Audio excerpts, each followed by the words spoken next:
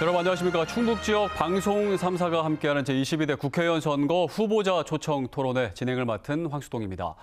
이번 토론 방송은 4월 10일 실시될 국회의원 선거를 앞두고 각 정당 후보들의 자질과 공약을 검증하는 시간을 갖고자 마련됐습니다. 토론회는 CJB와 KBS 청주, MBC 충북을 통해 동시 생중계됩니다. 오늘 토론회는 청주 서원 선거구에 출마한 후보들을 모시고 60분간 진행됩니다.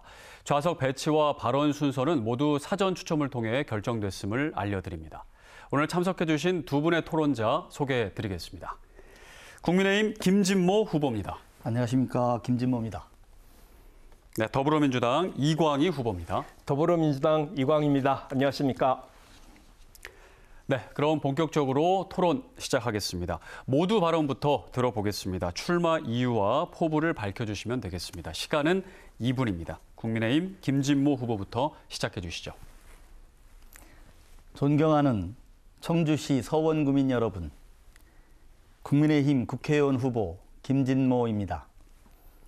저는 오늘 제 부모님과 친구들이 살고 있는 고향 서원을 다시 살기 좋은 고장으로 만드는 데 앞장서기 위해 이 자리에 섰습니다.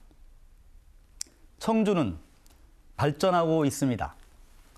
좋은 기업과 직장이 늘고 있습니다. 중부권 메가시티의 중심, 인구 100만을 앞둔 활기찬 도시입니다. 하지만 서원은 다릅니다. 인구가 줄고 고령화가 진행되고 있습니다. 텅 빈 상가가 서원의 쇠락을 대변하고 있습니다. 과감한 변화와 혁신이 필요합니다. 서원의 문제점을 파악해 해결해야 합니다. 한편으로 수십 년 미래를 설계하고 실천해야 합니다. 서원의 민주당 20년, 그만하면 충분했습니다. 아니, 과했습니다. 이제는 바꿔야 합니다. 집권 여당의 강한 후보인 저에게 기회를 주십시오. 이곳에서 나고 자라는 동안, 경양 각지에서 공직 생활을 하는 동안 저는 고향으로부터 분에 넘치는 사랑을 받았습니다. 이제 남은 제 인생을 그 은혜에 보답하고자 합니다. 여러분, 제가 가진 경험과 지식, 모든 네트워크를 동원해 우리 모두가 함께 행복하게 깃들여 살아갈 살기 좋은 청주, 서원을 반드시 만들겠습니다. 감사합니다. 다음은 더불어민주당 이광희 후보입니다. 존경하는 청주 시민 여러분, 서원구민 여러분, 서원구 민주당 국회의원 후보 이광희입니다. 지난 2022년 대통령 선거에서 우리는 0.73% 차이로 패배했습니다. 그리고 윤석열 정부 22개월이 지났습니다. 그동안 서민들의 삶은 고통스러웠습니다. 살림살이는 절망스러워졌고 최악의 물가 상승으로 서민 경제는 바닥을 찍었습니다.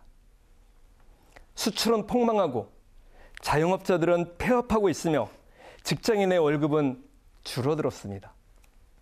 무섭게 오르고 있는 물가 앞에서 가족들 먹일 사과 한 알, 대파 한 단 사는 게 무섭습니다. 정부는 돈이 없다고 복지 예산을 삭감했습니다. 그 예산 삭감의 피해자는 바로 우리 시민들입니다. 그럼에도 부자 감세 정책은 계속되고 있습니다. 불과 2년도 안 된 검사 독재 정권에서 일어난 일입니다.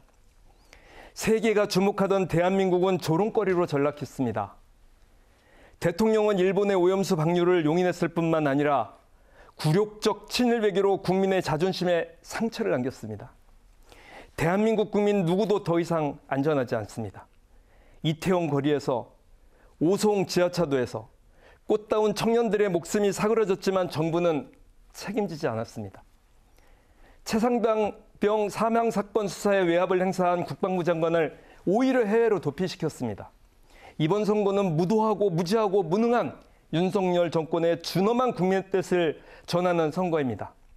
이번 선거는 나라를 다시 세우는 선거이자 윤석열 정권을 심판하는 선거입니다. 저 이광희가 하겠습니다.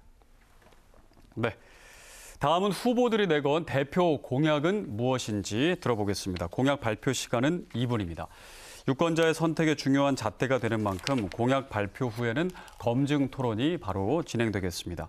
공약 발표를 들으시고 상대 후보는 2번의 공약 관련 질문을 하실 수 있고 질문 시간은 30초, 답변 시간은 1분 30초입니다. 발언 시간이 끝나면 마이크가 자동으로 꺼진다는 점 유념해 주시기 바랍니다. 먼저 더불어민주당 이광희 후보의 공약 발표 듣겠습니다. 2분입니다. 네, 공약을 말씀드리겠습니다. 첫째, 정치개혁과 관련해 국회의원 특권 내려놓기 공약으로 국회의원 국민 소환제를 추진하겠습니다. 국민의 상식과 감정에 맞지 않는 행동을 한 국회의원은 국회의원직을 내려놓을 수 있도록 하겠습니다. 지방의원도, 도지사도, 청주시장도 시민이 소환할 수 있습니다. 여기에 국회의원이 예외가 돼서는 안 됩니다. 국민은 주권자로서 국회의원을 만들 수도 있지만 소환할 수도 있어야 합니다. 국회의원 특권을 국민들에게 돌려드리기 위해 국회의원 국민 소환제를 공약합니다. 둘째, 특정 범죄 가중처벌 등에 관한 법률과 고위공직자 범죄수사처 설치 및 운영에 관한 법률, 즉 공수처법을 개정해 비리검사의 처벌을 일반 공무원보다 훨씬 더 가중처벌하도록 하겠습니다. 그리하여 비리에 연루된 검사가 선출직에 출마하지 못하도록 하겠습니다. 법 위에 군림하는 어떤 권력도 용납하지 않겠습니다. 셋째, 지역 공약으로 서원 행정타운 조성하겠습니다. 그 빈자리인 서원구청에 문화예술 교육공간을, 병무청에는 청년 주거 동아리 창업 공간을, 분평동 청주보호관찰소에는 복합문화시설을 조성하겠습니다. 청년이 떠나고 있는 서원구에 첨단 교육특구 청년도시를 조성하겠습니다. 대학과 지역을 연결하는 교육, 생태, 문화, 인권이 공존하는 서원. 청년의 정주 여건을 조성하고 청년들이 스타트업을 할 수 있는 청년도시로 서원구를 만들겠습니다. 한편 사람 중심 도시 서원을 만들겠습니다. 개발과 보존이 균형을 이룬 산남동 두꺼비 마을 모델을 확대해 현재 추진되고 있는 분평 2지구 개발 계획 부지부터 정원도시로 바꿔나가도록 하겠습니다. 제가 하겠습니다. 네, 이광희 후보의 공약 발표 잘 들었습니다. 김진모 후보께서 공약에 대해서 네. 질문해 주시기 바랍니다. 질문은 30초, 답변은 1분 30초입니다. 네. 이광희 후보님께서 국회의원 주민 소환제를 말씀하셨습니다. 지금 현재 지자체와 지자체 의원의 주민 소환 제도를 시행하고 있는데 그동안 125건 중 이 발의돼서 2건만 통과가 됐습니다. 이는 국론 분열, 혈세 낭비, 비효율적인 제도라고 하는 비판이 강하고 이 제도를 도입하고 있는 국가가 벨라루스, 에콰도르, 베네수엘라, 나이지리아 등 후진국인데 우리나라에 적합한지 의문입니다. 네, 답변해 주시죠. 민주주의는 원래 소리가 좀 많이 납니다. 그리고 국민들이 혹은 주민들이, 시민들이 원하는 것에 대해서 자기의 목소리를 낼 수 있고 그것에 대해서 반대 목소리도 낼 수 있어야 되는 그 과정에서 들어간 그 어떤 것을 국론 분열이다, 혈세 낭비다 이렇게 표현을 하십니다. 이게 공무원적 발상이거든요. 당연히 민주주의는 여러 가지로 소리도 나고 시끄럽고 또 함께 논의도 하고 이런저런 과정을 통해서 서로 의견이 모아지기도 하고 또 의견이 총합되기도 하는 이 과정들이 좀 있어야 돼요. 그래서 이런 과정을 이해하지 못하면서 말씀하시는 거는 좀 무리라고 생각하고요. 저는 국회의원 국민소환제는 이미 민주당에서 공식적으로 공약으로 제출하고 있고 역대 초선 의원이 되면 가장 많은 의원들이 이 주민소환제를 좀 해보자고 얘기를 했다가 재선 3선이 되면 포기하고 마는, 스르륵 내려놓고 마는 이런 법안입니다. 제가 초선 의원이 되면 일단 민주당의 당론으로 정한 것처럼 이 문제는 꼭 제가 앞장서서 해결을 좀 해나가도록 하겠고요. 그리고 지방자치단체의 기초지자체나 광역지자체 혹은 광역자치단체장에서도 주민 소환이 있는 만큼 당연히 국회의원도 좀 이 주민 소환제가 있어야 되는 거 아닌가. 많은 국민들은 그렇게 생각을 하고 있습니다. 네, 두 번째 질문 해주시죠. 비리검사 처벌 강화법을 말씀하셨는데요. 그 구체적인 내용이 어떤 건지 좀 궁금합니다.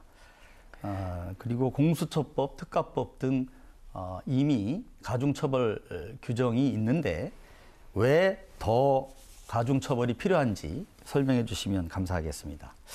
그리고 이제 민주당이 주장하는 법 중에 차별금지법도 있고 한데 검사라는 신분을 이유로 처벌을 가중하면 위헌 논란이 있을 것 같습니다.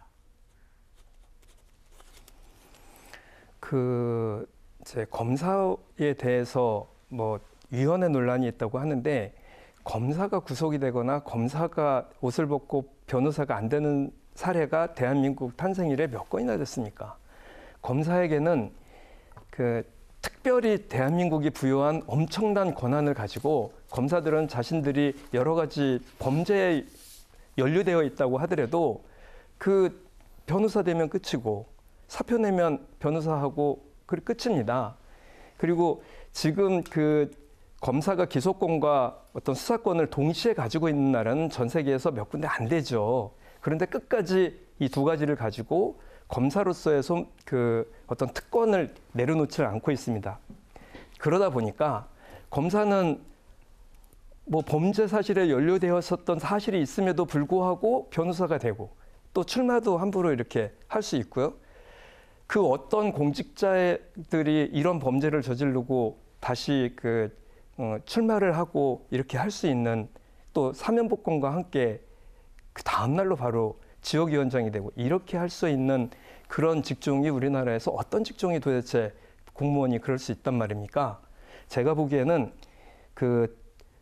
특정범죄 가중처벌법 등에 관한 법률과 공수처법을 좀 더 강화해야 될 필요가 있다. 공수처가 지금 너무 약하다. 이런 생각이 좀 들었습니다. 네, 공약 관련 두 번째 질문에 대한 답변까지 들었습니다. 이제 국민의힘 김진모 후보의 공약 발표를 듣겠습니다. 시간은 2분입니다. 네, 서원이 침체돼 있습니다. 침체된 서원에 활력을 불어넣을 필요가 있다고 생각이 되는데요. 우리 정부가 야심차게 지금 추진하고 있는 충청권 광역철도, 청주 도심철도가 서원을 지나고 있긴 합니다만 서원 중에 서원이라고 할 수 있는 분평 사거리라든지 상당구의 동남지구라든지 용암지구라든지 이런 부분을 커버하고 있지 못합니다. 그쪽으로 서원선 지선을 내므로써 활력을 불어넣는 계기로 삼겠습니다. 여러분 역세권이라는 말씀 들어보셨죠? 분평 사거리에 분평 2지구의 입주와 함께 역이 생겨서 역세권의 새로운 상권이 부활하고 활발하게 서원이 살아나는 모습을 상상하시게 현실로 보시게 될 것입니다. 서원은 밀집한 도시입니다. 시민들을 위한 공간이 부족합니다. 새로운 공간을 창출할 필요가 있다고 생각하는데 오래된 과제로서 청주교도소 이전과 낙후된 청주체육관의 이전이 절실하다고 하겠습니다. 그 공간을 새로 창출하고 그 자리에 새로운 주거라든지 문화예술이라든지 체육이라든지 녹지라든지 하는 시민 편의 공간을 만들어서 살기 좋은 서원을 만들어 보겠습니다. 서원에는 재개발이 많이 진행되고 있습니다. 그러나 늦게 진행됨으로써 여러 고통이 생기고 있습니다. 재개발을 촉진할 수 있는 지원책을 다양하게 마련하겠습니다. 그 과정에서 소외된 이웃도 배려하겠습니다. 꼭 필요한 시설이 많이 없습니다. 경찰서, 소방서, 보건소 반드시 신속하게 만들어내겠습니다. 복지도 실천하겠습니다. 감사합니다. 네, 들으신 공약과 관련해서 이광희 후보 질문해 주시죠. 지금 김진모 후보님 공약을 좀 들으면서 지역개발 공약 중심이세요. 충청권 광역철도라든가 밀봉교도소를 새로운 주거단지로 만드시겠다거나 꼭 지방의원이나 청주시장 후보 공약 같습니다. 제가 청주시장 후보 출마했을 때 생각이 날 정도로 개발 공약 중심인데요. 국회의원으로서의 공약 얘기를 좀 듣고 싶은데 정치개혁을 이루기 위해 어떤 공약을 갖고 계신지 궁금합니다. 네. 지금 현재 우리 정치가 비난받고 있는 몇 가지 이유가 있다고 보겠습니다. 이념에 매몰된 상대방을 공격하는 정치, 그리고 내로남불 정치, 그리고 우리 편의 이익을 위해서 상대방을 비논리적으로 공격해도 그 전체적으로 국민들의 어떤 눈살을 찌푸리는 결과를 맞음에도 불구하고 그것이 결국은 정파적인 이익이 되기 때문에 그런 국민을 무시하는 정치가 반복되고 있습니다. 저로서는 이러한 정치 풍토가 21세기 환경에 맞지 않는다고 생각합니다. 지금 21세기는 환경 문제라든지 안보 문제라든지 에너지 문제라든지 심각한 문제들이 많이 있습니다. 그런 문제를 큰 어젠다로 삼아서 정치권이 하나하나 문제점을 파악하고 힘을 모아서 그 문제를 해결해 가는 것이 정치인의 바람직한 역할이 아닌가 이렇게 생각하는데, 우리 이광희 후보님은 무조건 상대방을 공격하고 현 정권을 무너뜨리겠다 이런 생각만 하고 있어서 안타깝습니다. 저는 통합의 정치, 미래지향의 정치, 그리고 문제 해결의 정치를 하겠다는 말씀을 드리고, 그것을 통해서 국민들에게 존경받는 정치, 신뢰받는 정치를 하겠다 이렇게 말씀드리겠습니다. 저에게 그렇게 표현을 하시면서 본인이 정작 이념적이고 내로남불적이고 비논리적으로 공격을 하시는 것에 대해서 이해하지 못하시죠? 제 질문은 왜 개발 공약 중심으로 하시고 정치 개혁을 이루기 위한 공약은 하지 않느냐고 여쭤봤더니 오히려 그런 식으로 국민을 무시한다면서 이렇게 공격을 하시는데, 에너지 문제나 환경 문제가 있다면 그에 대해서 답변을 하셔야죠. 그에 대해서 공약을 하셔야죠. 왜 이렇게 공격하는 것으로 이렇게 활용을 하시는지 모르겠습니다. 네, 에너지 문제를 한번 말씀드려 보겠습니다. 과연 우리가 RE200이라든지 또는 저탄소 녹색 성장이라든지 하는 그런 심각한 세계의 도전에 우리나라가 얼마나 잘 대응하고 있느냐. 사실 이러한 도전은 어떻게 보면 기회이기도 한 거거든요. 그런데 이제 민주당이 180석을 갖고 지난 의회에서 계속해서 입법 폭주를 하며, 그리고 탄핵을 남발하고, 윤석열 정부가 이런 어떤 심각한 에너지 문제나 환경 문제나 안보 문제를 해결하려고 제출한 법안을 모두 부결시켰습니다. 아니면 쳐다보지도 않았습니다. 그래서 한간에는 윤석열 정부는 아직 비행을 시작하지도 못했다 하는 얘기를 하는 것입니다. 이러한 21세기의 화두는 요즘 반도체를 위시로 한 공급망 재편성과 맞물려서 이 국가 안보에 심각한 문제를 또 노정하고 있습니다. 동북아의 위기가 고조되고 있습니다. 북한이 핵 개발을 완료하고 핵 보유국 사실상으로 돼 있습니다. 우리 안보가 위협받고 있는 시점에 국론을 분열시키고 대통령을 탄핵하고 주민 소환제나 이런 어떤 제도를 통해서 국정을 더 혼란스럽게 만들겠다는 정치인이 과연 바람직한 것인지 국민들은 걱정하리라고 생각합니다. 네. 공약 발표와 검증 토론 여기서 마무리하고 이제 사회자 공통 질문에 대한 후보들의 답변을 들어보겠습니다. 답변 시간은 2분입니다. 질문 드리겠습니다. 청주의 인구수와 경제력으로 볼 때 청주 가정법원이 조속히 설치되어야 한다는 여론이 많습니다. 이를 위해서는 청주 가정법원 설치 법안이 통과되어야 하는데요. 이에 대한 후보들의 의견을 말씀해 주시기 바랍니다. 먼저 국민의힘 김진모 후보의 답변을 듣겠습니다. 네, 가정법원은 특별한 사건을 처리하는 특별법원입니다. 예를 들면 가사 사건, 이혼이라든지 또는 상속이라든지 이런 사건을 처리하고요. 또 하나는 아마 보호 사건을 처리할 겁니다. 소년이 저지른 범죄 사건, 가정폭력이라든지 이런 사건을 처리하는 법원입니다. 이 가정법원이 별도로 없는 경우에는 지방법원의 재판부에서 그 역할을 대신하게 되는데요. 그 역할을 지방법원의 재판부가 대신할 경우에 아무래도 별도의 전문적인 법원이 있는 경우보다는 전문성이 떨어지고 그 업무를 처리하는 밀도라든지 또는 신속성이라든지 이런 점에서 상당히 문제가 있을 거라 이렇게 생각하고 전국적으로 가정법원이 광역단체, 광역지자체에는 거의 설치가 되어 있습니다. 우리 청주도 이 가정법원을 반드시 설치해야 되겠는데요. 이 가정법원을 설치하기 위해서는 아마 법률의 개정이 필요하고 지난 국회에도 그 법률이 제출되었던 것으로 저는 기억을 합니다. 다만 이 가정법원의 설치 문제는 역시 대법원, 법원행정처의 예산 선후의 문제 또는 다른 어떤 특수법원의 우선 설치 문제 또는 우리 지역 정치인의 합심된 노력 부족 이런 이유로 아마 설치가 안 되고 있었던 것으로 생각합니다. 다음 의회에 반드시 법안을 제출해서 전주 등 유사한 여건에 있는 법원과 함께 합심해서 통과시켜야 한다고 생각합니다. 네, 다음은 더불어민주당 이광희 후보입니다. 청주 가정법원 문제는 청주 차원에서 굉장히 좀 주요 쟁점이 됐었던 그동안의 문제였고요. 그런 의미에서 보면 제가 속해 있었던 시민사회를 비롯해서 많은 단체에서 노력을 좀 해왔었던 일이기도 합니다. 그런데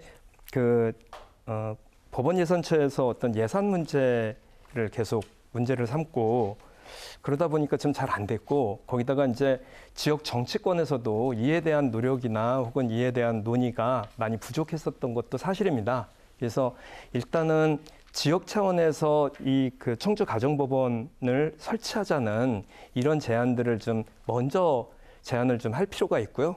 그 이후에 법률을 좀 바꿔서 강력하게 좀 조속히 진행이 되도록 해야 되지 않을까 이렇게 생각을 좀 하거든요. 문제는 뭐냐면 이와 관련돼서 여야를 막론하고 지역 정치권에서 한 목소리로 여야를 설득하기 위해서 노력을 하는 것을 굉장히 좀 어렵게 생각한 측면들이 좀 있어요. 이에 대해서 지금 이제 김준모 후보께서도 말씀을 하시는 바와 같이 이해가 필요하다고 하시니 저희 둘 중에 한 사람이 당선이 되면 곧바로 이에 대해서는 좀 추진을 하는 것으로 이렇게 좀 제안을 하면 좋겠다. 이렇게 좀 생각을 합니다. 네. 공통 질문에 대한 두 분의 답변 잘 들었습니다. 다음은 주도권 토론으로 넘어가겠습니다. 주도권을 가진 후보자가 상대 후보에게 주어진 시간 7분 동안 자유롭게 질문하실 수 있습니다. 답변 시간은 30초 이상 꼭 보장해 주시기 바랍니다. 후보자에 대한 지나친 비방이나 시청자에게 불쾌감을 줄 수 있는 논쟁은 사회자 직권으로 제지할 수 있다는 점 미리 말씀을 드립니다. 더불어민주당 이광희 후보부터 주도권 토론 시작해 주시죠. 7분입니다. 네, 저도 이제 선거를 저는 좀 많은 경험을 가지고 있고요. 우리 김진모 후보는 처음 선거를 출마를 하는데 가장 중요한 것은 선출직 공직자의 검증 차원에서 선거가 진행이 된다는 겁니다. 그래서 많은 시민들이 김진모 후보님께 궁금해하는 몇 가지 질문을 좀 드리겠는데요. 일단 후보님께서 유죄 판결을 받으신 사실에 대해서 매우 궁금해하고 있습니다. 후보님은 이명박 정부 시절 민정비서관으로 재직하면서 국정원 특수활동비를 횡령해서 징역 1년에 집행유예 2년 유죄 판결을 받으셨죠. 네. 예, 제가 청주 시민을 대신해서 후보님이 유죄 판결을 받으신 범죄 사건에 대해서 해명할 수 있는 시간을 좀 드리도록 하겠습니다. 네. 제가 이명박 정부에서 대통령실의 민정이비서관으로 근무를 했습니다. 그때 민정이비서관의 어떤 직무에서 어떤 필요한 어떤 대통령실의 운영에 관한 경비가 있었습니다. 그래서 그 경비를 특수활동비에서 받아서 그대로 전달했던 것이 제 사건의 핵심입니다. 그런데 그 10년 정도 지나서 문재인 정권에서 소위 적폐 수사를 하면서 그것이 위법이다라고 결론 내리고 저를 처벌했던 것입니다. 제가 그 과정에서 분명히 말씀드리고 싶은 것은 저는 개인적으로 한 푼도 사용한 적이 없다는 점을 분명히 말씀을 드리고 그 직책과 관련된 업무에서 했던 일이지만 제가 온전히 모두 책임을 지고 상급자나 동료 후배들에게 책임을 미룬 적이 없다. 이런 점을 덧붙여서 말씀드리겠습니다.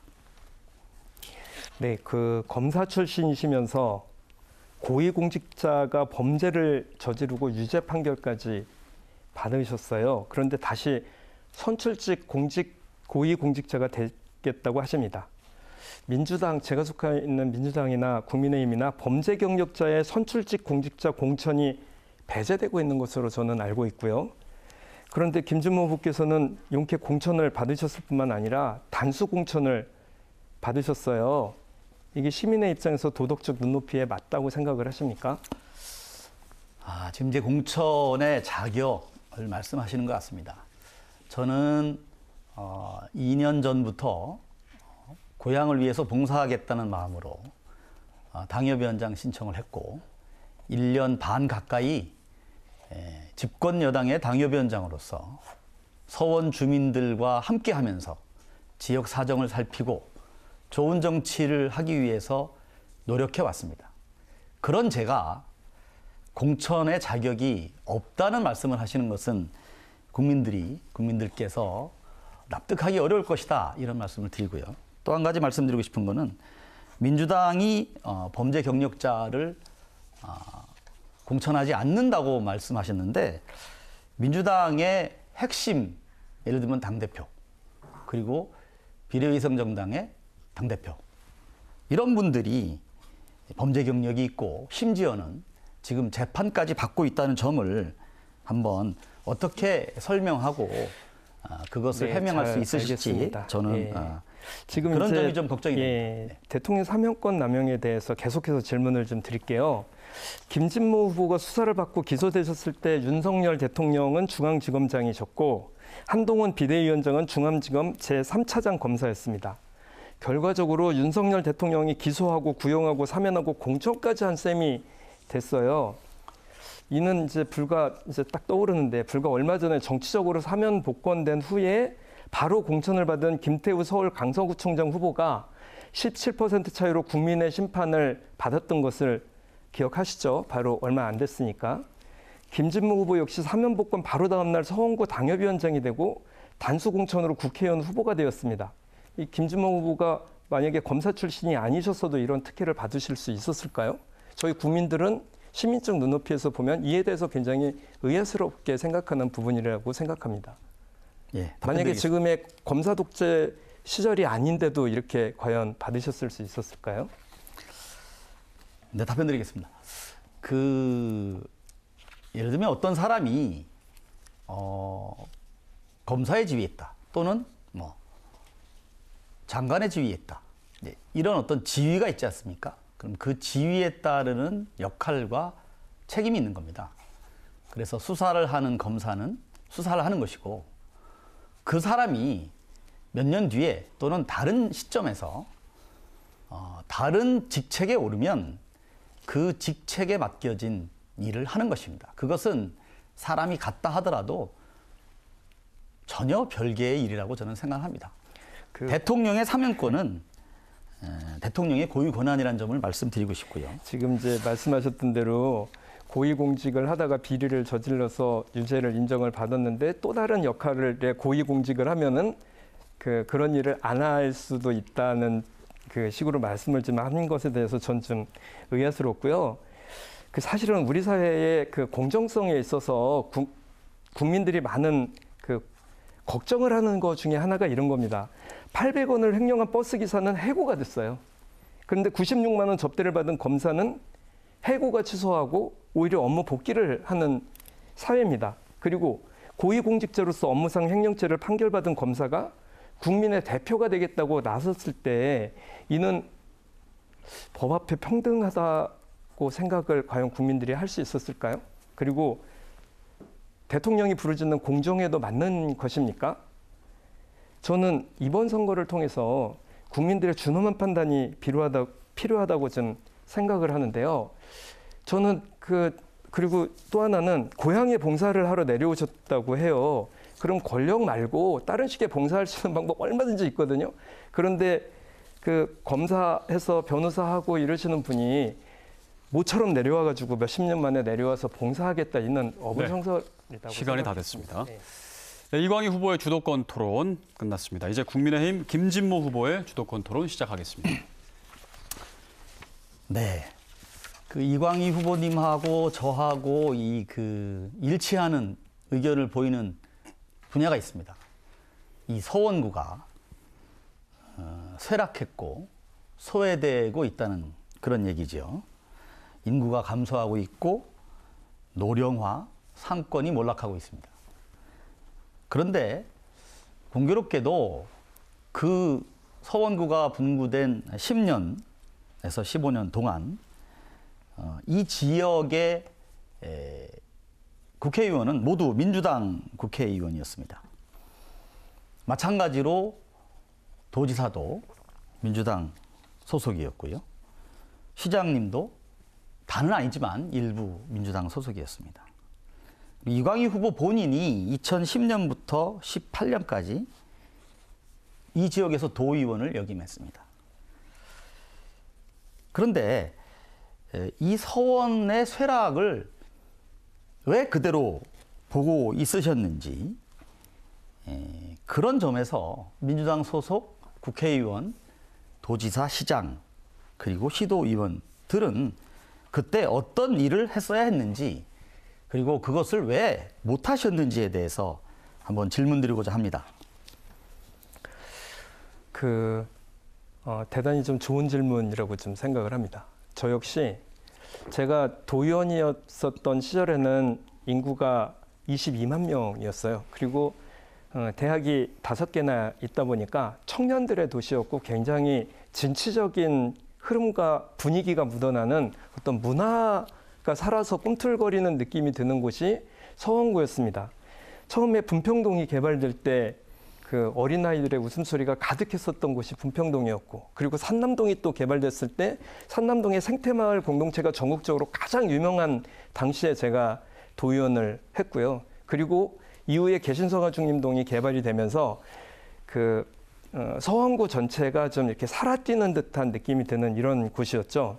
그런데 그 사이에 제가 이번 선거를 출마를 하면서 보니까 22만 명이던 인구가 18만 명으로 줄어들었고, 평균 연령이 저 때는 38세였었는데 지금 44.5세로 굉장히 고연령층화 돼 있었습니다. 20, 30대는 떠나고 연령이 높으신 분들이 더 많이 남는 이런 도시가 돼 버린 거예요. 그래서 누가 뭐라고 해도 어쨌든 이 시간에 청주시장, 그러니까 20년이면 5번의 청주시장 중에 2번이 민주당인 것을 부인하지 않겠습니다. 그리고 국회의원도 계속 민주당이 해왔던 것도 사실이고요. 근데 가장 최근에 들어서 한 5년 전후한 이 시점에 쇠퇴하기 시작합니다. 저는 민주당의 책임이라면 책임져야 된다고 생각을 하고요. 그리고 여기에 대해서 제가 정치를 떠나 있었던 5, 6년의 기간 동안에 일어났었던 일이라고 스스로 변명하지 않겠습니다. 여기에 대해서는 다시 한번 이 깨물고 서원구의 부흥과 발전을 위해서 노력을 해야 되지 않겠는가, 이렇게 좀 말씀을 드립니다. 예, 추가로 질문 좀 더 드려보겠습니다. 네네. 그러면 어떻게 해야 할까요? 조금 전에 우리 이광희 후보님이 이 서원구가 잘 발전하고 활기찼던 시절은 근데 산남동이 개발되거나 분평동이 개발되거나 그럴 때라고 말씀하셨거든요.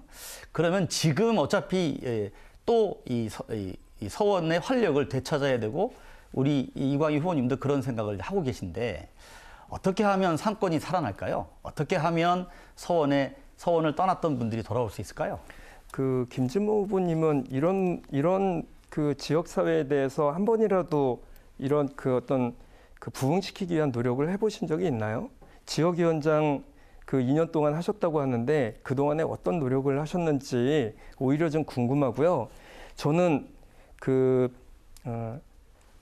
이 서원구에서 대학을 다녔습니다. 충북대를 다니고 아이를 낳고 결혼을 해서 여기서 공동체 운동을 하고 서원구의 발전을 위해서, 그러니까 수곡동에서 그 수곡동이 어려운 사람들이 모여 살던 곳이면 거기에서 함께 살면서 그분들과 함께 생활을 했고, 그리고 분평동이 새롭게 그 아파트 문화가 만들어지면 아파트 문화 활성화를 위해서 축제를 만들고 다양한 공동체 운동을 전개를 했고요. 산남동은 개발 단계에서부터 두꺼비 살리기 운동을 전개를 하면서 거기가 녹지율 36%라는 전국적으로 가장 많은 녹지가 만들어지게 하는데 나름 역할을 했다고 생각을 하고, 그리고 전국에서 가장 자랑하는 공동체 마을을 만들기도 했고, 그것 때문에 청주시가 중앙 예산을 따오는데 가장 많은 인용을 한 곳이 네, 잘 알겠습니다. 산남동이에요. 제가 좀 주도권이니까 좀 말씀을 좀 더 드리겠습니다.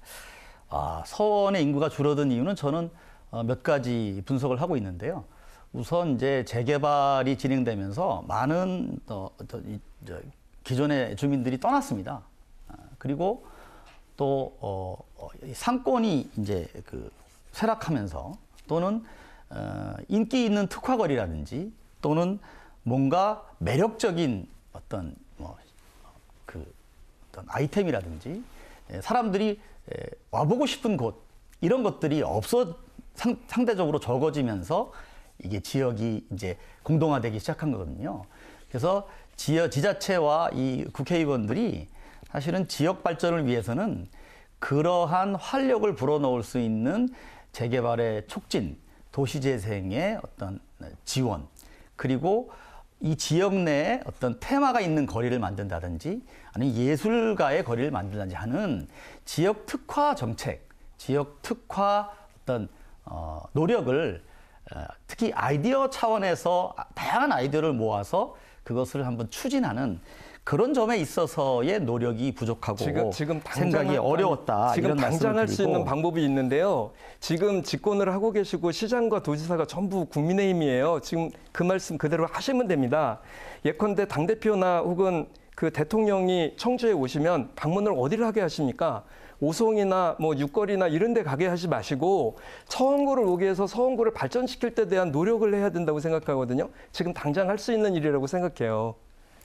네, 첫 번째 주도권 토론을 모두 마쳤습니다. 다음은 사회자가 제시한 공통 질문에 대한 후보들의 답변을 들어보는 시간입니다. 답변 시간은 2분입니다. 질문 드리겠습니다. 최근 정부는 의대 정원 확대를 추진하고 있습니다. 배정 결과 충북대 의대는 전국 40개 의대 가운데 가장 큰 증원 규모인데요. 이처럼 정부는 지역 완결형 의료체계 구축을 제시하고 있지만 의료계 반발은 여전해서 사회적 논란이 커지고 있는 상황입니다. 이와 관련한 후보들의 의견을 말씀해 주시기 바랍니다. 먼저 국민의힘 김진모 후보부터 답변해 주시죠.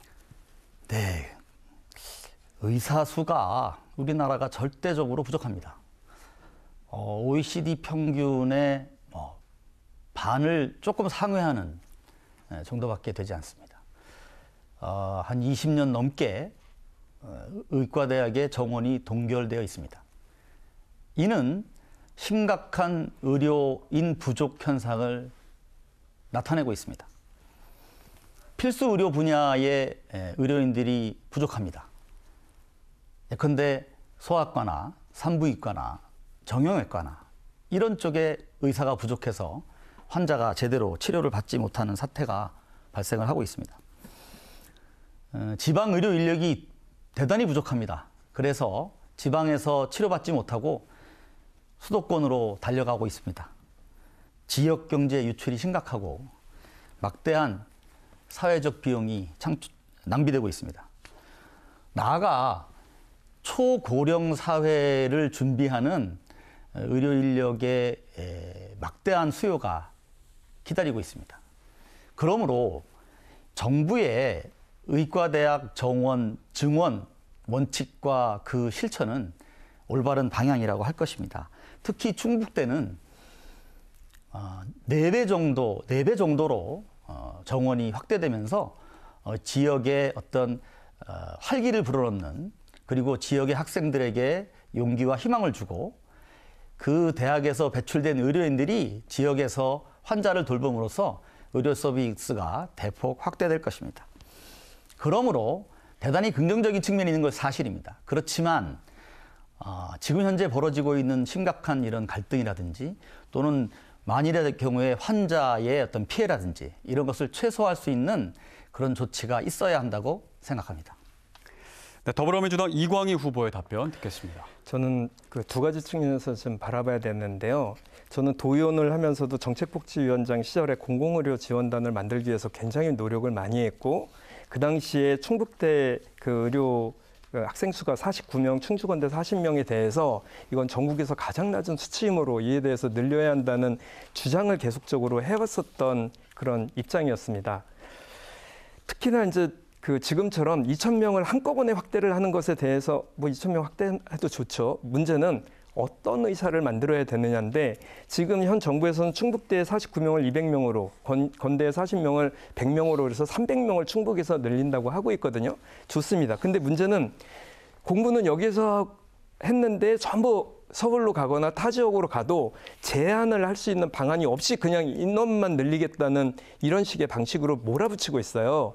이것이 과연 올바른 것인가? 그래서 지역의사제나 지방의료 인력을 확충하기 위한 노력들을 해야 된다는 주장을 지금까지 지역사회는 계속적으로 해왔고, 드디어 어쨌든 2,000명으로 늘린다고 하니 그에 대해서는 긍정적인 부분이 있다고 생각을 하는 거 하나가 있고, 또 하나는 문제는 그 문재인 정부 때도 마찬가지였는데, 그 당시에는 500명, 400명 늘리겠다고 하는 것도, 그것도 지역의사제나 지역의료체계 시스템에서 가동될 수 있도록 하겠다는데도 불구하고 엄청난 반발을 불러일으켰거든요. 지금 의대 교수들과 의사들이 그만둔다고 하고 파업하고 이런 상태에서 대화와 토론은 간대였고, 정부에서는 오로지 거칠고 무도하게 무슨 그 총파업하는 민주노총 밀어붙이듯이 이렇게 밀어붙이는 이런 식의 정책을 쓰고 있어요. 이게 과연 올바른 것인가? 대화, 타협과 갈등 해결을 위한 노력은 없고, 이게 검찰 독재 정권의 방식 아닌가? 이런 식으로 무도하게 하는 것이 국민들 정서상 맞는 것인가? 이에 대해서 숙고해봐야 된다고 생각합니다. 네, 공통 질문에 대한 두 분의 답변까지 들어봤습니다. 바로 이어서 두 번째 주도권 토론을 시작하겠습니다. 이전과 마찬가지로 주도권이 주어진 7분 동안 상대 후보에게 자유롭게 질문하시면 됩니다.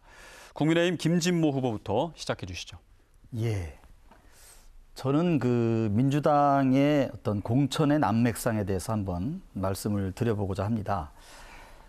이번 청주 공천에서 민주당의 어떤 경선 결과, 전직 대통령실 실장, 전직 장관을 지내신 분, 또는 3선, 5선 의원님들이 모두 탈락을 했습니다.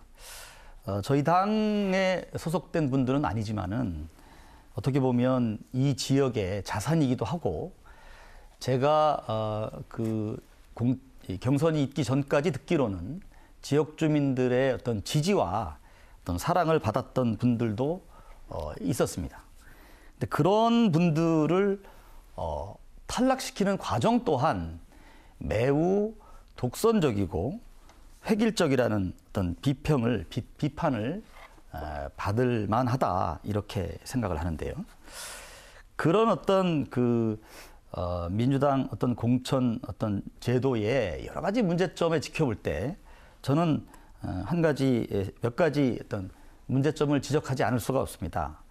우선은 당대표 한 명이 모든 공천을 좌우하는 그런 천편일률적인 공천, 그리고 마치 복사기로 이렇게 찍어내듯이 비슷비슷한 경력과 비슷비슷한 연령과 비슷비슷한 어떤 역량을 지닌 그런 분들을 공천에 내고, 그 과정에서 민주당이 민주정당으로서 반드시 지켜야 되는 정당의 다양성이라든지 어떤 신구의 조화라든지 이런 부분에 있어서 대단히 아쉬운 결과를 맞이했다. 그런 점에서 실패한 공천이지 않느냐라는 지적이 있는데, 그 점에 대해서 한번 한 말씀 부탁드리겠습니다. 이번 민주당의 경선 과정을 좀 잘 봐야 합니다. 이번에 민주당 안에서는 당원들의 공천 혁명이었다는 평가를 좀 하고 있고요. 지금 이게 누가 공천을 국민의힘처럼 뭐 현재 비대위원장이 15% 맘대로 점수 먹여서 하는 이런 시스템이 아니지 않습니까? 경선을 해야 돼요. 청주의 4곳이 모두 경선을 했습니다. 경선 결과가 일어난 거고 당원들이 선택을 한 거죠. 그런데 국민의힘에서는 굳이 그 당대표의 힘이 들어간 것이, 당대표가 그 정도로 힘이 셉니까? 당대표는 옛날에 문재인 대통령도 했었고, 그전에는 뭐 김대중 대통령도 했었고, 이런 뭐 손학규 전 대표도 했었고, 송영길도 했었고, 추미애도 했었고, 계속적으로 민주당의 당대표는 변화 발전해 왔어요. 그때 현재의 당대표가 얼마나 그 강력하길래 경선을 좌지우지할 만큼 그렇게 힘이 셉니까? 그것도 민주당은 5대 5로 하거든요. 당원과 그 일반 일반 국민과 당원들이 명백하게 윤석열 정권 탄생에 일조했다고 생각하는 분들, 그리고 윤석열 정권과 제대로 싸움을 하지 못한다고 생각한 분들에 대해서 응징한 거죠. 이제는 이런 당원들의 공천혁명을 국민들께서 받아 안으셔서 이런 열망들을 그 윤석열 정권 심판이라는 이런 그 이번 총선의 결과로 좀 나타내 주시길 부탁드리겠습니다. 다음 질문 드려보겠습니다.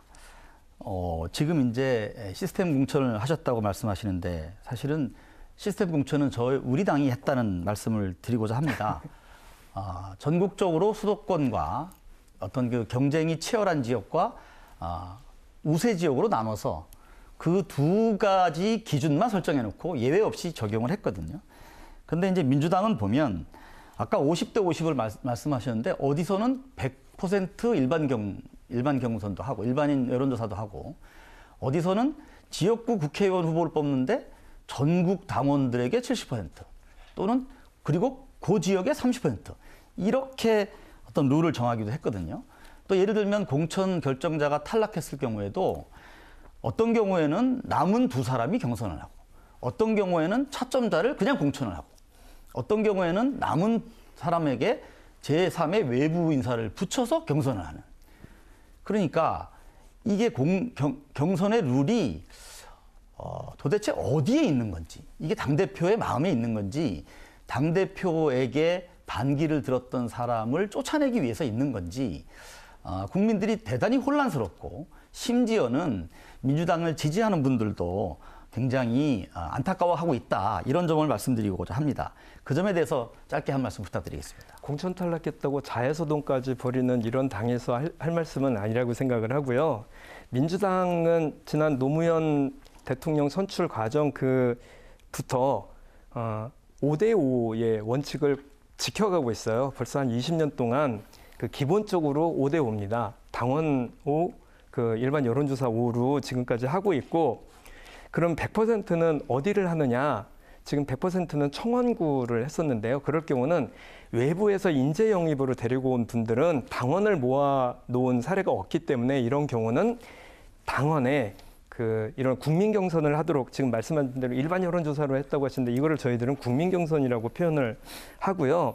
그리고 문제가 있어서 공천을 다시 회수하는 경우가 국민의힘에서 몇 차례 생겼죠. 막말하고 이런 것 때문에 생겼는데 저희 민주당에서도 그런 사례가 한 군데 생겼고, 그런 경우는 지금까지 없었던 굉장히 특수한 경우였어요. 그런데 우리 지역 같은 경우는 청원구에서 국민의힘에서는 탈락한 후보를 상당구에서 공천을 하고 이렇게 해버렸단 말이죠. 이런 문제들이 지금 네, 제가 한 가지 마지막 질문 하나 더 드리겠습니다. 이재명 대표의 변호인단 중에 제가 알기로는 다섯 분으로 알고 있는데 5분이 결과적으로 모두 공천을 받았습니다. 이러한 결과는 우연일까요? 아니면 어떤 힘이 작용한 결과일까요? 저희 그분들이 5분이 거의 공교롭게도 대부분이 경선을 하셨고요. 그 중에서 5분이 전원이 되셨다고 그랬는데 조상우 변호사 같은 경우는 낙선했거든요. 그러니까 낙선한 사람, 경선을 통해서 낙선을 하는 것에 대해서 보이지는 않으시고 경선을 통해서 당선된 사람만 눈에 지금 보이시는 거잖아요. 네. 시간이 끝났습니다. 자, 이제 더불어민주당 이광희 후보의 주도권 토론 시작하겠습니다. 7분 주어집니다.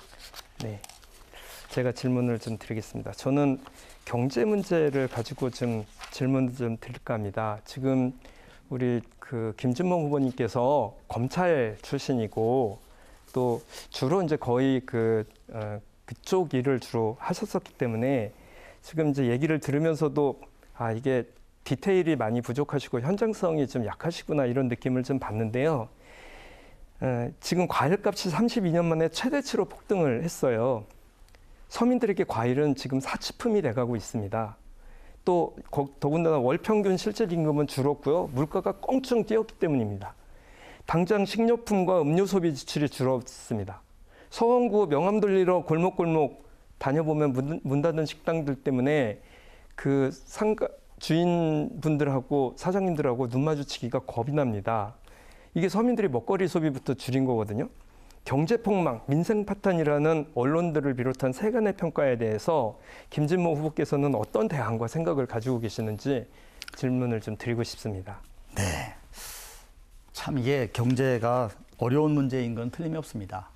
예를 들면 과일값 문제에 대해서 이제 제가 생각하는 부분을 말씀을 드리겠습니다. 과일값 너무 비쌉니다. 비싸서 최근에 이제 여론이 나빠지고 그래서 정부가 긴급 지원을 하고 어떤 예산을 투입해서 가격을 낮추려고 노력을 하고 있습니다. 그런데 이 과일값이 왜 폭등을 할까요?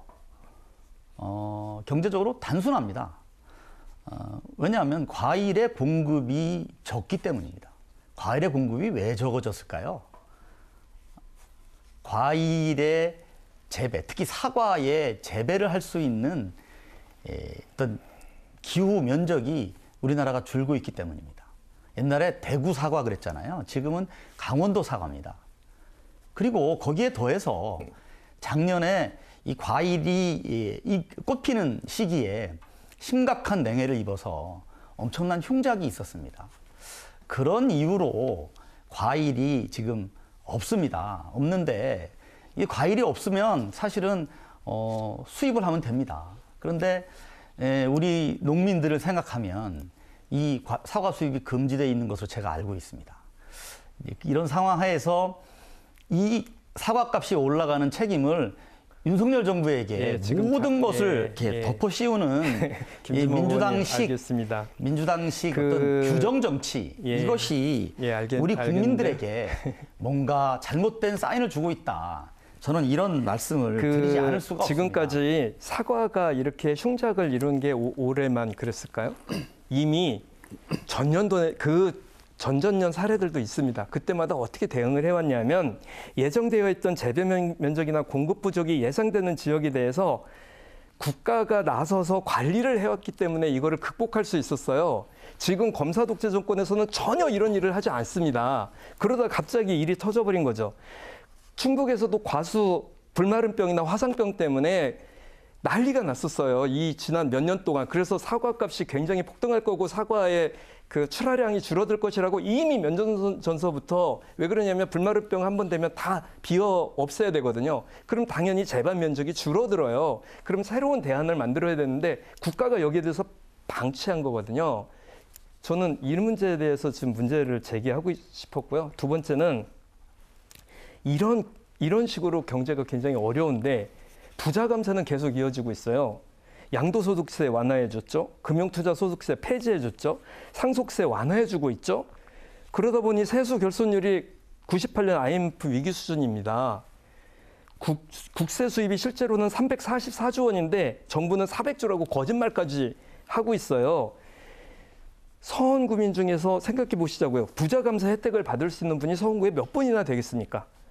서원구민을 위해 부자 감세를 중단하고 서민들에게 혜택을 나누는 방향으로 정책 전환을 정부에 건의를 좀 하실 생각은 없는지 여쭙고 싶습니다. 네, 아까 사과 문제를 마저 잠깐 말씀을 드리겠습니다. 지난 정권에서 이른바 요소수라고 하는 것이 대란이 있었습니다. 그 요소수 대란 때 아마 지난 정부도 국민들로부터 심한 질타를 받았고 그때도 지금 이광희 후보님이 말씀하셨듯이 정부가 사전에 예비하지 못했다, 무능했다 이런 비난을 받았습니다. 그런데 문제는 그런 비난이 중요한 게 아니고 그런 사태가 발생했을 때 그 사태를 어떻게 신속하게 해결해서 국민들에게 편리한 또는 국민들이 먹고 싶은 음식을 먹을 수 있게 해드리느냐의 문제가 정치권의 역할이거든요. 네, 그 말은 그런데 지금 이광희 후보님 말씀하시는 그러니까 부자 감세 혜택에 대해서 서민들이 혜택을 나누는 방법으로 정책 전환을 정부에 건의하실 생각은 없으신 거예요? 지금 현재의 물가의 문제나 그러니까 경제 위기의 문제는 부자 감세 정책을 바꾸라고 제가 조언을 드리겠습니다. 그 답변을 좀 해주세요. 예, 답변 드리겠습니다. 지금 현재의 어떤 경제 문제나 물가 문제는 사실은 글로벌 상황에 기인합니다. 코로나 전국에 전 세계적으로 너무 많은 돈이 풀렸습니다. 그래서 물가가 폭등하고 있어서 미국 연준을 비롯한 세계 모든 나라들이 긴축 재정을 하고 있습니다. 그렇기 때문에 돈이 돌질 않기 때문에 물가가 오르는 것입니다. 이것이 우리나라만의 문제가 아니고 그래서 감세 중단을 건의할 생각은 없으시다는 거죠? 자꾸 딴 얘기 하시지 마시고 답변을 해주세요. 네, 세금 문제에 대해서 말씀을 정책 전환을 정부에 건의하실 생각이 없으신 거죠? 예, 그럼 다음으로 넘어가겠습니다. 지금 민간 부채가 5,000조에 육박을 하지만 빚내서 집 사라는 정책만 계속 내놓고 있어요. 전세 사기 피해가 13,000여 건입니다. 극단적으로 사람들은 생각하고 이런데 정부는 아무것도 하지 않습니다. 청년 일자리 예산을 오히려 1조 9천억 원을 삭감을 했고요. 자영업자들의 신랄 같은 희망이었던 지역사랑 상품권 예산을 전액 삭감하는 이런 만행과 폭거를 저질렀어요. 그래서 그나마 민주당 노력으로 3천억 원 정도 마련을 할 수 있었는데요. 저는 지역사랑 상품권 발행액과 사용처를 확대를 해야 된다고 생각을 합니다. 이거는 그 김진모 후보께서도 동의하시지 않을까 생각을 하면서 지역사랑 상품권 발행액과 사용처 확대하는 것에 동의를 좀 해주십사 질문 겸 말씀을 좀 드립니다. 시간이 없어서 제가 답변을 드릴 기회가 없어. 답변도 해도 됩니까? 네, 지금 시간이 다 돼서 마무리 발언 때 혹시 첨가해서 해주시면 되겠습니다. 예, 알겠습니다. 자, 주도권 토론 여기까지 진행하겠습니다. 이제 마무리 발언 시간입니다. 오늘 토론회에서 못다한 말씀이나 더 강조하고 싶으신 부분 있으시면 마무리 발언해 주시면 되겠습니다. 발언 시간은 1분입니다. 먼저 더불어민주당 이광희 후보부터 말씀해 주시죠. 청주 시민 여러분, 서원 구민 여러분, 윤석열 정부에서 전현직 검찰 공무원이 136명이나 고위공직자로 임명되었습니다. 그리고 이제 정치 검사들이 국회 권력까지 넘보고 있습니다. 서원구에서는 윤석열 대통령 후배 검사 김진모 후보까지 단수 공천을 받았습니다. 정치 검사가 국회의원이 되면 어떤 정치를 할 수 있을까요? 검사 출신 윤석열 정권에서 서민의 삶은 고통스러웠습니다. 오늘 토론에서 보신 바와 같이 장시간 노동으로 시민의 삶의 질은 떨어졌습니다. 기초과학 연구 예산은 대폭 삭감되어 국가의 미래를 준비하지 않고 있는 실정입니다. 그런데 또 검사 출신 국회의원이란 말입니까? 이번 선거는 그래서 윤석열 검찰 독재 정권을 심판하는 선거입니다. 김건희를 법정에 세우고 대한민국을 바로 세우는 선거입니다. 정치검사의 국회 입성을 저지하는 선거입니다. 이광희를 선택해 주십시오. 감사합니다. 네, 이제 마지막으로 국민의힘 김진모 후보의 마무리 발언 듣겠습니다. 사랑하는 서원구민 여러분, 1년 넘게 저는 구석구석 서원을 누비며 많은 분들을 만났습니다. 그렇지만 삶이 녹록지 않습니다. 어렵습니다. 여러분, 송구합니다. 그동안 정치는 민생을 도외시한 채 정쟁을 일삼았습니다. 이전투구, 내로남불 일삼았습니다. 4월 10일 여러분은 선택해야 합니다. 누가 실력과 경험을 갖춘 사람인지, 누가 신뢰할 수 있는 사람인지, 누가 초심을 지켜 여러분과 함께할 사람인지 살펴야 합니다. 청주사랑 김진모, 통합의 정치, 미래지향의 정치, 문제 해결의 정치를 약속했습니다. 청주를 싸움판으로 만들겠다고 하는 민주당의 후보와 비교해 주십시오.